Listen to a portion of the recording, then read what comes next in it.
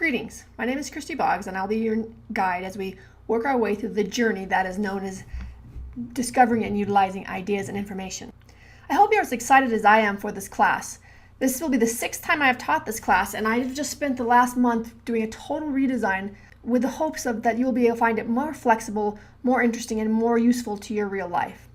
The way I've done this is I've actually incorporated some theory from games or game theory. Now, don't get too excited now, because I know that you are said, oh yay, it's going to be a game.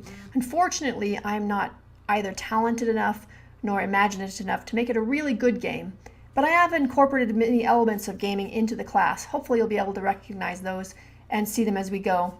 I won't go into too much detail with them at this point, but suffice it to say that my hope is that you will have multiple opportunities to submit all assignments, just like you would in a game, because you don't always win the game. You spend about 90% of your time of games losing, and not that I want you to lose, but you spend a lot of time trying to figure out how to get to the next level. And there will be levels, which I'm calling quests, that you'll move from quest to quest.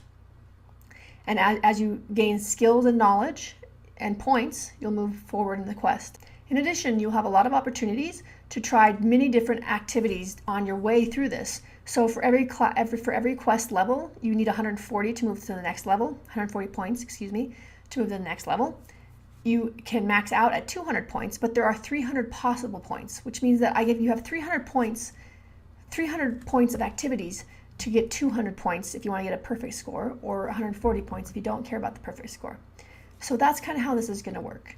I will also be creating a vodcast of the syllabus, a tour of the course shell, and one that will walk you through the introduction and research question, which is Quest 1.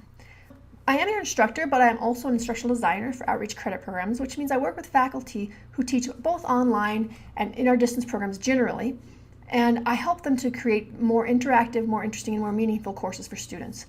So in my role as an instructor in this course, I have made these changes in the hopes that this will make it a better course. What I really need from you is I need feedback on whether this has actually been the case or not. If I've really blown it, I really need to know. And if you think that something's really good, I'd really like to know that too. So I've created a comment section on the course home, which will allow you to go in and put stuff in anonymously. It's an anonymous poll. So you can look in there and see, and you can go in there and say, hey, this was awesome. I loved this part, or oh my gosh, that was terrible. Why did you put that in there?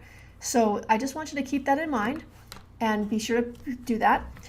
Now, in addition to the videos that I've described already, there will also be course podcasts, and many of these podcasts will just be, general hellos, how are things going, this is what's going on this week, here's what people are doing, that kind of stuff. But they'll also sometimes have some really important information in them. They're not required, but I would highly encourage you to do it. You can find them by either logging in, subscribing to the podcast on iTunes U, which there are instructions on under the course home over here, or you can also access them within the course shell themselves under the list of podcasts. Now, one other thing is, if you've taken any other online classes from UW using eCollege, or as you will later, you're going to notice that the first screen is slightly different. We're testing besides testing the game theory a little bit, we're also testing what's known as a social interface for eCollege. And once that's done, is you'll notice there'll be some interesting, a different layout on the front page. It only works on the front page, so you'll just have to go through that. I'd also like some information on how you feel about that, whether you like that as well. So hopefully this course will not be all too exciting and new for you, and you'll actually learn something besides how to navigate the shell. My goal is that you will find it very interesting and helpful to the rest of your academic career. So without further ado, welcome to our journey.